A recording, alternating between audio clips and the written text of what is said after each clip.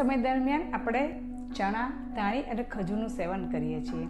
અને જ્યારે હોળી પ્રગટાવીએ છીએ ત્યારે પણ આપણે હોળીમાં એનું નૈવેદ્ય તરીકે ધરાવીએ છીએ ભગવાનને. તો એ શું કામ?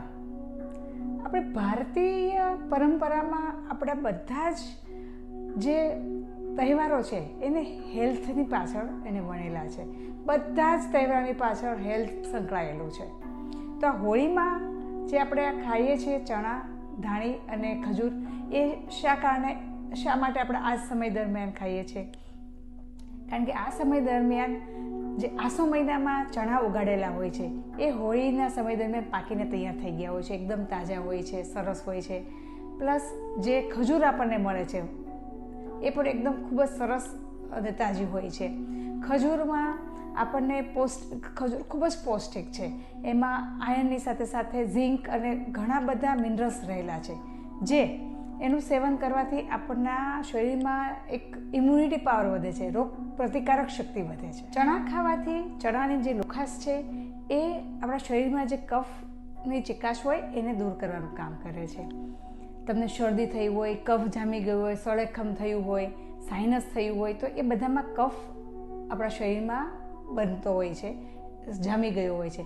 તો જો આ સમય દરમિયાન તમે શેકેલા ચણા ખાશો તો આપણા આંતરડામાં જે કફ બને છે એ આંતરડામાંથી જે કફ બને છે એ કફ પછી અને શરીરમાંથી એ નીકળવાનું કામ કરશે, એને કે ડિટોક્સ કરવાનું કામ કરે છે ચણા. તો કફને પચાવવાનું અને શરીરમાંથી બહાર કાઢવાનું કામ કરે છે. તો જે લોકોને શરદી ખૂબ જ થતી હોય, એલર્જીક પ્રોબ્લેમ હોય, સાઇનસનો પ્રોબ્લેમ હોય, એ લોકોએ ખાસ આ સિઝનમાં ચણાનું સેવન કરવું જોઈએ. જે લોકોને કફને કારણે મોંનો સ્વાદ બગડી ગયો હોય, ભૂખ ના બરાબર લાગતી હોય, તો એ લોકોએ ચણામાં સિંધુ મીઠું, મરી અને લીંબુ નાખીને ખાઈ શકે છે. શેકેલા ચણામાં પણ આ બધું એડ કરીને ખાઈ શકે છે, જેથી એને કફ પચે છે અને ભૂખ સારી લાગે છે. આ શેકેલા ચણા સરળતાથી પચે એવા અને પૌષ્ટિક ખોરાક છે. ધાણી શું કામ ખાવામાં આવે છે?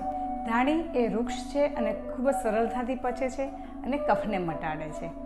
આમ આ સિઝનમાં આપણે જે કફનું ઉકલેશ થયું, આયુર્વેદની દ્રષ્ટિએ આપણા શરીરમાં જે શિયાળા દરમિયાન કફ જામી ગયો છે એ આ ઋતુમાં કફનો ઉકલેશ થયો હોય તો એ આ બધી વસ્તુ અત્યારે તમે જોશો ઘરે ઘરે એલર્જીક પ્રોબ્લેમ છે, શરદી છે, જુખામ થયો, તાવ આવી ગયો વાયરલ, તો એ બધું જ કામ કફનું છે. તો આ દરમિયાન આ સમય જે છે કફ પ્રકોપનો સમય છે અને એ દરમિયાન આપણે જો આ ધાણી અને જે આપણે ખજૂર છે અને ચણા છે એનું સેવન કરીએ, શેકીને સેવન કરીએ અને ફોડીને સેવન કરીએ તો એ આપણા શરીરમાંથી જે કફ બનવાની જે છે, કફનું પ્રોડક્શન છે એને ઘટાડશે, શરીરમાંથી ડિટોક્સ કરશે અને આપણે નિરોગી બનાવે છે.